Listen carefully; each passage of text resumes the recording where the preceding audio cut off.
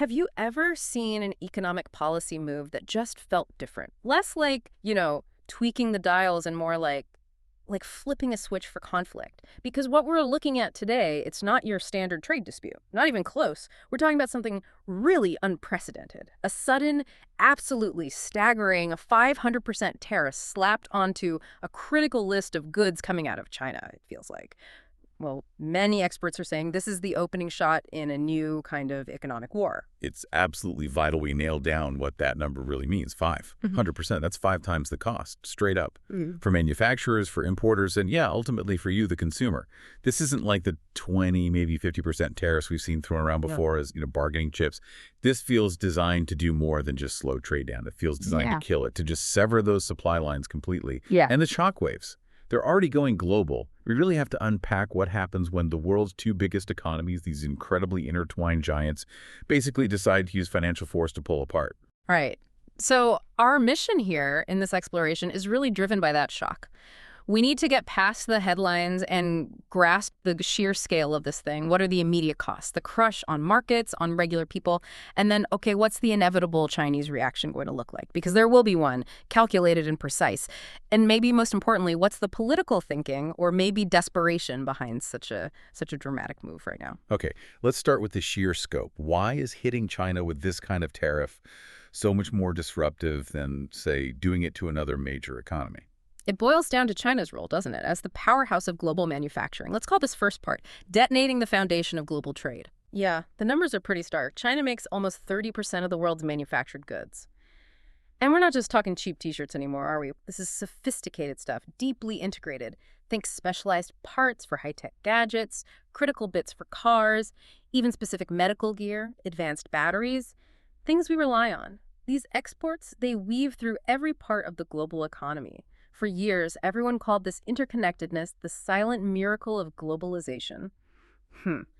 Well, now that miracle looks like maybe the world's biggest weak spot. And that weak spot, that vulnerability, that's exactly what this 500% tariff seems laser focused on. Yeah. This isn't about raising a bit of revenue. No, it's about making whole categories of Chinese goods basically unaffordable overnight. The aim seems pretty clear. Try and cripple China's export machine and essentially force companies to scramble to bring production back home or somewhere closer, somewhere politically aligned. But hang on, is that actually realistic? I mean, if this is meant to fix things, does history offer any clues about this level of economic, aggression? You immediately think back, don't you? The Great Depression comes to mind. Smoot-Hawley. The comparison is definitely chilling, yeah. But we need to be precise here. Smoot-Hawley was broader, right? It jacked up duties on thousands of imports, and yeah, it definitely didn't help global trade back in the 30s. But what makes this 500% tariff potentially even more explosive today is just how connected everything is now. Infinitely more. Financially fragile, too, and utterly dependent on these just-in-time supply chains. Back in 1930, economies had a bit more buffer, maybe more inventory. The financial links weren't quite as complex. Today, you stop the flow of specialized battery casings or some high-precision lens from China. Bang. Assembly lines just seize up across continents instantly. It's a systemic shock, immediate and deep. It feels like we're watching history maybe rhyme, but the stakes are so much higher because of the complex system we built. And that complexity, that brings us to the timing, which, as you said, feels uniquely dangerous right now. The global economy isn't exactly firing on all cylinders, is it? No, definitely not. Not even close. Look, the world's still trying to shake off years of really stubborn inflation. Energy markets still jumpy after all the geopolitical turmoil. And government debt, especially in the developed world, is sky high. So to drop a tariff bomb like this into that environment, when supply chains are already creaking and central banks are, frankly, struggling to keep prices stable, it's like, you use the metaphor, setting fire to a building that's already smoldering. It doesn't just add risk, it pours gasoline on existing fires. Okay, that instability, that fire, it leads us straight into the next part, the cost borne by the consumer. Because like you said, a 500% shock doesn't just stay on some importer spreadsheet, does it? It lands right on the price tag. Exactly. Every single percentage point gets passed down the line, almost immediately. Manufacturers pay more for their parts, importers pay more for the finished goods, retailers have no choice but to pass it on. And we're not talking about companies just absorbing a little bit here. A 500% tariff, that means prices for critical electronics, certain types of clothing, basic household items that rely heavily on those Chinese components.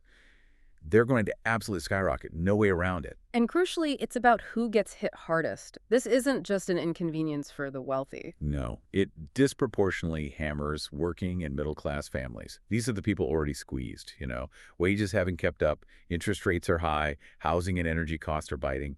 So when essential things, maybe not luxuries, but things like affordable parts to fix the car, electronics kids need for school, maybe even cheaper medical equipment suddenly jump by 100%, 200%. Families have to make impossible choices. They end up paying the immediate price for a decision aimed way up at the geopolitical level. And that just creates this really dangerous cycle, doesn't it? Economic pain turning into political anger. If the goal was maybe some applause at home, this could seriously backfire internally. Oh, absolutely. History is pretty clear on this. Sharp, sudden spikes in the cost of living ignite public anger much faster and more reliably than, say, abstract debates about trade deficits. When things become unaffordable, that frustration doesn't stay quiet. It spills out. Protests, populist movements, targeting the very governments that implemented the policy. And if, just hypothetically, the policy was meant to distract from other domestic problems, maybe a shaky housing market, high energy prices, some scandals, well, the tariff might just end up shining a brighter spotlight on people's vulnerability. Okay, let's pivot slightly to the immediate financial reaction. What did the markets actually do? What are they telling us? Well, the first tremor was pure nervousness, a flight to safety. We saw immediate, sharp drops in global indexes, currencies got volatile, investors weren't just reacting to the tariff itself, they were already pricing in Beijing's response. They know it's coming, and they know it'll be calculated.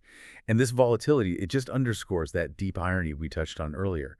This move, maybe pitched as breaking free from China, is actually screaming just how dependent the whole world is on the stability of that very system. The markets are basically shouting warnings about dependency right now. So if the cost to consumers is the immediate fever, then this next part, let's call it the industrial earthquake. This is the bigger cascading system failure, the paralysis of production.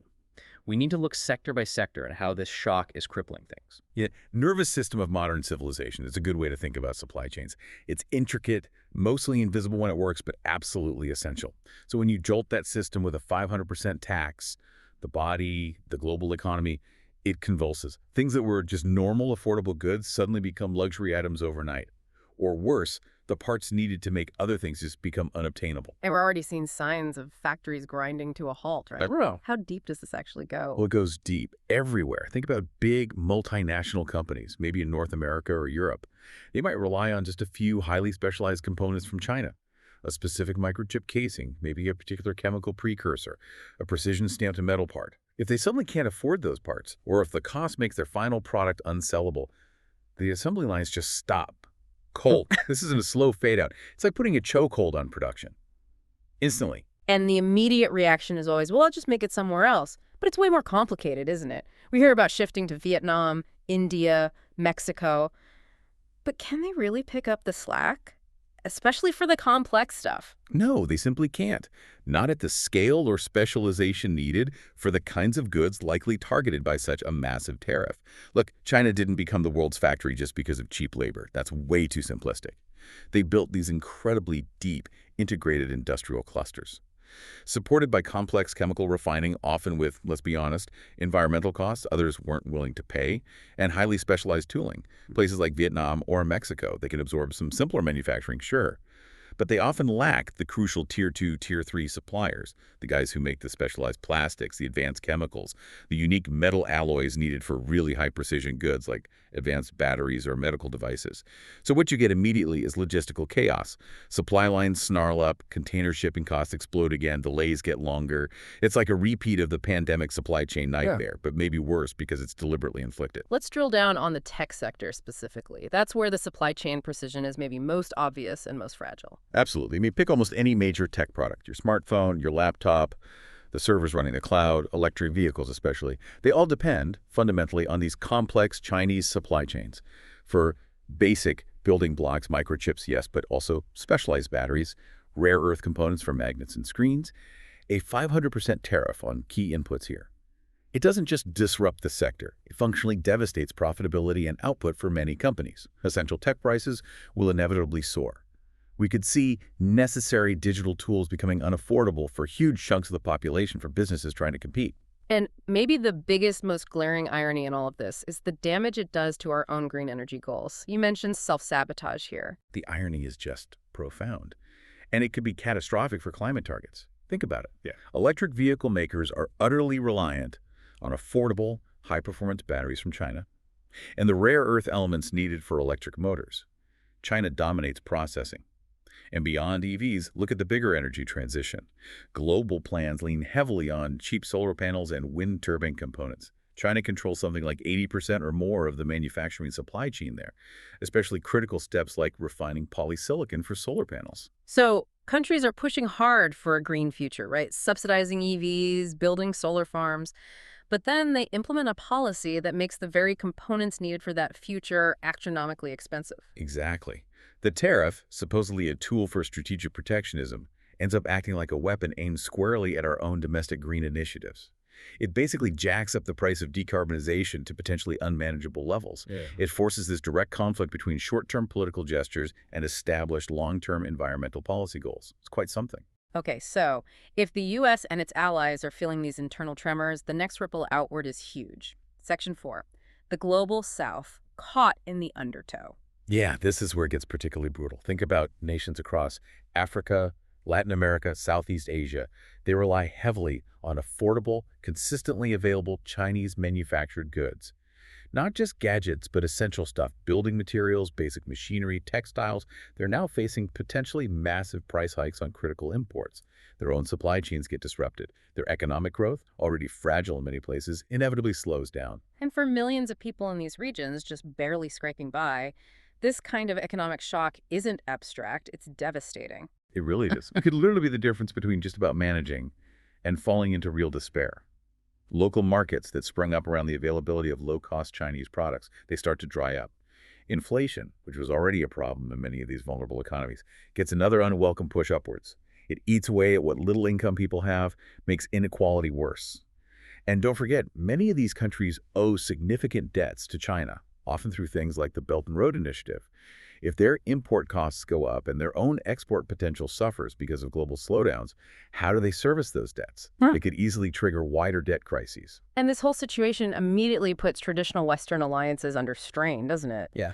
How are leaders in, say, Europe or key Asian allies reacting to being potentially dragged into this kind of high-stakes fight? Well, European leaders, you hear a lot of deep concern. They might share some of the underlying worries about China's trade practices, sure. But a 500% tariff out of the blue.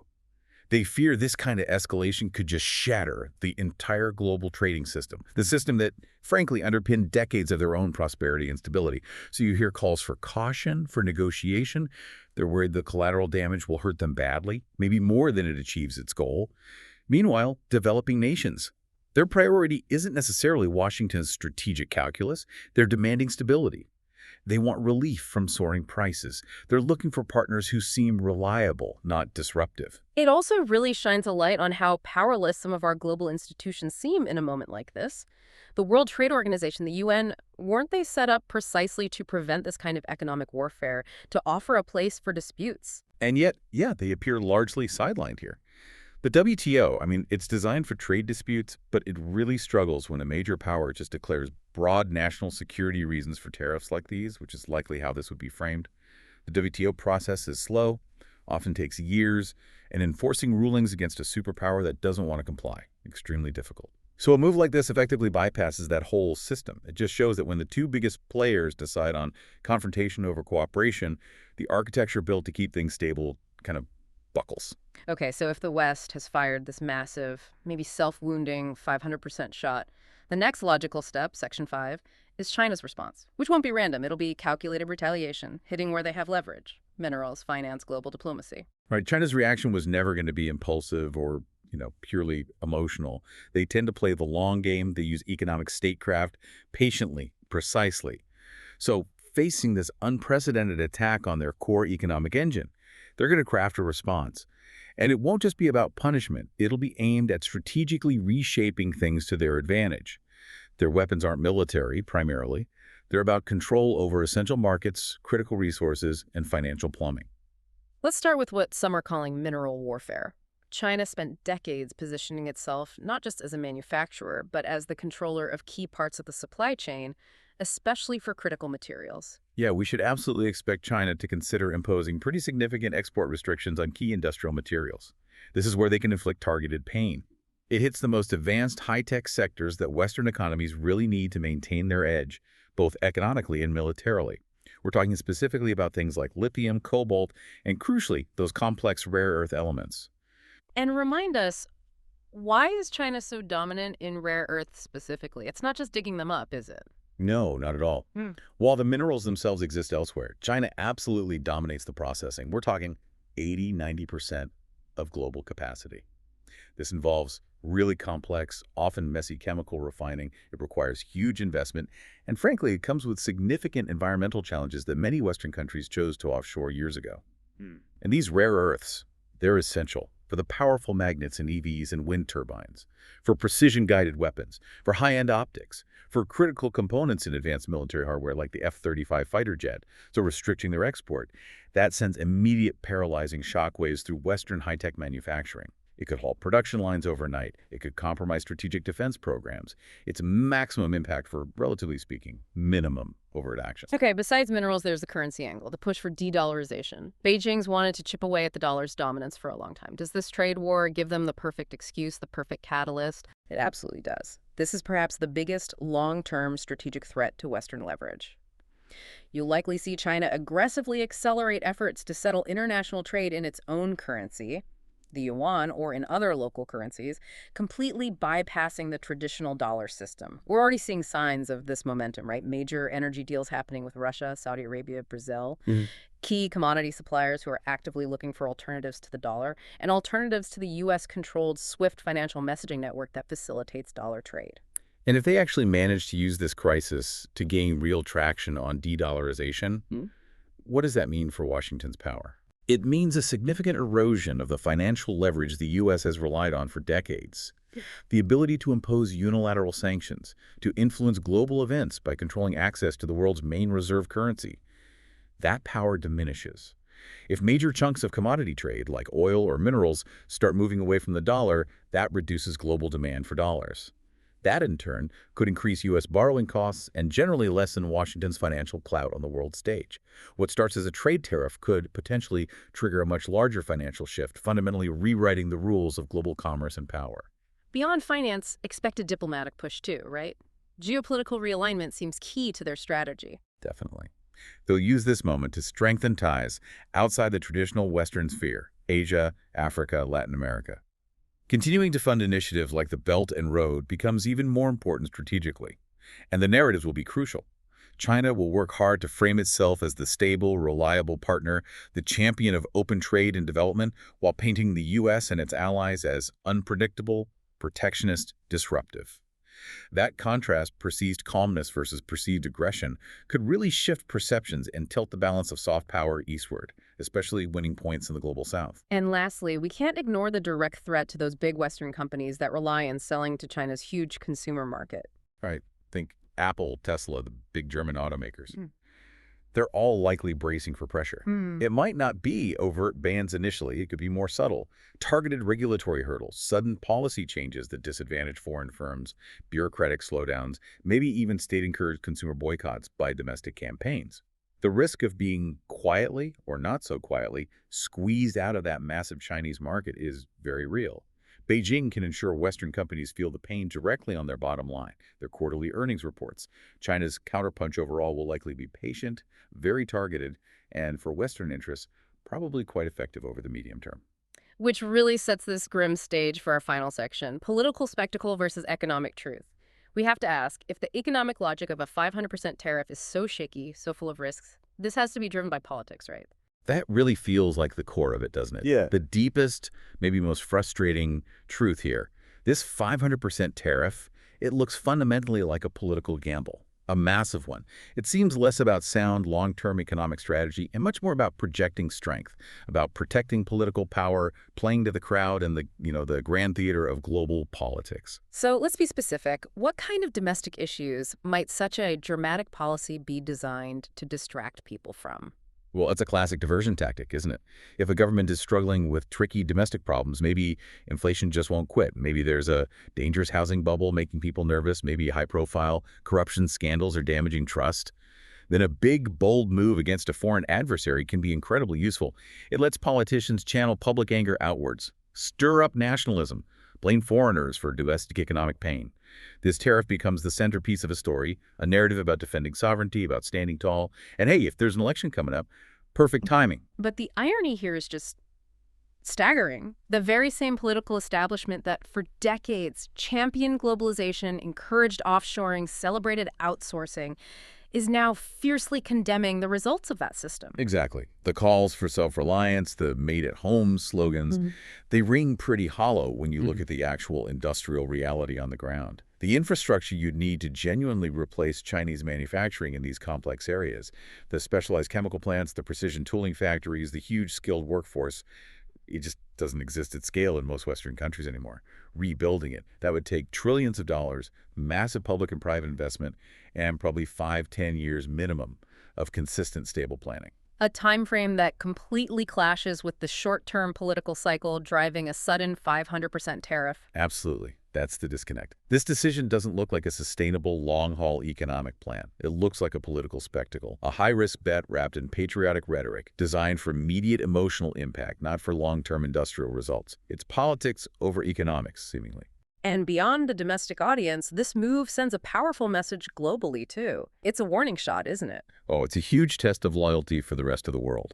Countries everywhere, from Europe to Asia, are basically being told, choose a side, in a conflict that looks set to define the next century of trade and security.